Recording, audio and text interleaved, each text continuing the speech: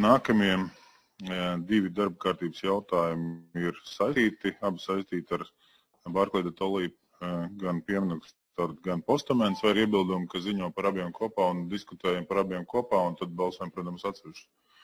Iebildumus neredzu, tātad līdz ar to mums 63. par Mihaila Andresa Barclay de Tolly bronzas skulptūras demontāžu un nākamais par postamentu demontāžu, un par abiem tātad mums ziņo vicemērs Edvards Ratnieks, lūdzu. Jā, vārds Faļkogumam, Čekušinkungs, pieskieties vēl vēlreiz, ja vēlaties uzdot jautājumus. Jā, vēlreiz labdien. Jūs citējāt kādu 23. gada stenogrammu. Kopš 1923. gada ir pagājis 101 gads. Tātad jautājums ir sekojošs. Pēc 23. gada, 27. gadā jūs pieminētais Gustavs Zemgals kļuva par valsts prezidentu, postaments palika uz vietas. Pēc tam 34. gadā Dižvādonis padzina Saimu, postaments palika uz vietas. Pēc tam 41. gadā ienāca Vācijas karaspēks, postaments palika uz vietas. Kāds sakars nocītētam dokumentam no 23. gadā ar to, ka postaments vēl joprojām atrodas tur, kur ir gan Dižvādonis pusvecrīgu nojauca. Tātad šeit es, protams, nevaru komentēt, ko 20. gados, kas darījās cilvēku prātos, bet es varu komentēt to, ko šie cilvēki ir teikuši. Un, ja Gustavs Zemgals ir uzskatījis, ka šim postamentam tur nav jābūt, tas nozīmē, ka darbs vienkārši nebija izdarīts līdz galam.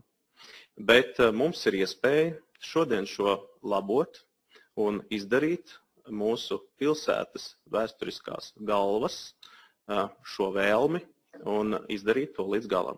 Sakiet, lūdzu, jums neliekas, ka galīgi otrādi bija, ka neviens šo postamentu neuzskatīja ne par kādu slavinošu vai kādu citu objektu.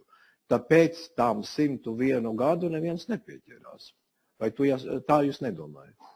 Visticamāk, ka postaments pats par sevi, kā jūs sakāt, visticamāk nav tik uzskatāms, kā tad, ja tam augšā ir skulptūra. Tam es piekrītu. Taču diezgan absurdi būtu demontēt tikai skulptūru un nedemontēt apakšu. Tā, sakiet lūdzu, vai es pareizi saprotu, ka kopš 1915. gada līdz 2008. gadam postaments bez skulptūras pats pa sevi šajā vietā eksistēja? Postaments tātad ir eksistējis. Jā. Man nav pretējas informācijas par to, ka tas būtu uz kādu laiku pazudis. Jā, tātad jautājums, kāpēc jūs neuzskatāt, ka postaments nevar palikt bez skulptūras tur, kur tas ir? Ja tas jau ir bijis. Tātad, manuprāt, šim te, kas ir tātad veidots piemineklis, manuprāt, sastāv gan no tās skulptūras, kas ir augšā, gan no paša postamenta, kas ir apakšā. Ņemot vērā, ka skulptūra nav oriģināls darbs, bet ir kopija, līdz ar to mums, protams, ir jābalso šie lēmumi atsevišķi, ņemot vērā to, ka nevaram pieņemt par visu pieminekli uzreiz, jo mums ir šīs te līguma saistības ar dāvinātāju. Sakiet lūdzu, tātad pārējot pie skulptūras. Jums ir zināms, kas parakstīja dāvinājuma līgumu no Rīgas pilsētas puses? Jā, man ir zināms, un katrā gadījumā mums šodien šo iespēju ir mainīt. Tā, sakiet lūdzu, kādas partijas pārstāvis tas bija? Tas bija mūsu priekšteču partija, tātad Tēvzemēm brīvībai LNNK, ja nemaldos, pārstāvis, un katrā gadījumā laiki ir sen mainījušies, un mums šī lieta ir jālabo. Sakiet lūdzu, jums neliekas, ka līdz ar to, ka gan postaments, gan skulptūra visu to laiku, postaments visu laiku vispār kopš 1912. gada palika uz savas vietas, tad tie var palikt arī turpmāk. Manuprāt, mums šī lieta jāizdara līdz galam. Paldies. Bet atklājam to debašu sadaļu, un kā pirmajam vārds Faiko kungam debatēs. Lūdzu.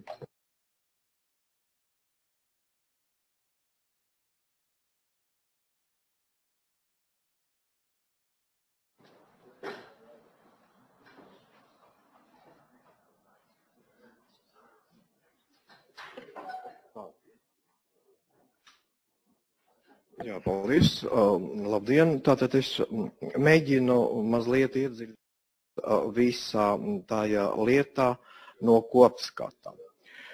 Tātad ir zināms, ka Vārklaide Toli skulptūru Rīgas dome pieņēmusi ir un uzlika uz to postamentu, kas ir stāvējis iepriekš, kopš 1912. Gada. Tātad visa tā kompozīcija ir Rīgas pilsētas ainava. Ja mēs runājam par to, kurš tur vadīja, tad tas ir tikai ārzemes apbalvojumi. Jūs varat, ka tie ir no 7 valstīm, ar kurām bija apbalvots Mihails Barklājs de Toli. Tā ir skaitā Prusija, Austrija, Zviedrija, Francija, Lielbritānija, Nīderlande un Saksija. Tālāk. Ziņotājs savā ziņojumā teica, ka bija Krievu-Francijas karš. Es tā nesapratu, no kāda avota tāds nosaukums ir radies. Tālāk. Ko vadīja minēta persona? Prusijas un Krievijas karaspēku.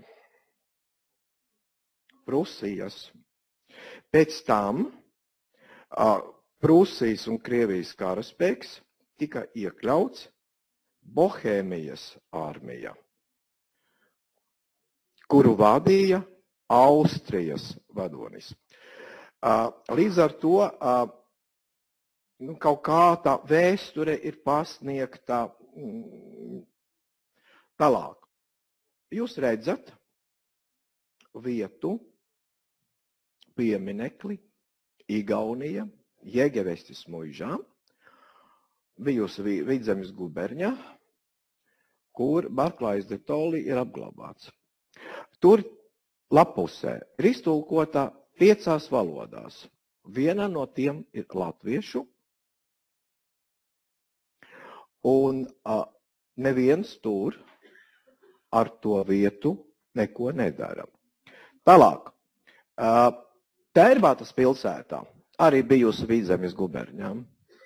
Ir Barklāja laukums, un tur ir Barklāja piemineklis. Neviens to neuzskata par kādu apdraudējumu. Tālāk. Jums ir zināms, ka Helsinkos ir Aleksandra II piemineklis, to neuzskata neviens, un Pārīzē Aleksandra III tilts.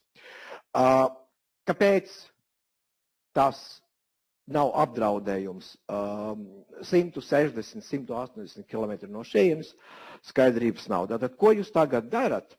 Jūs tagad darat to pašu, ko darīja pirms 1500 gadiem.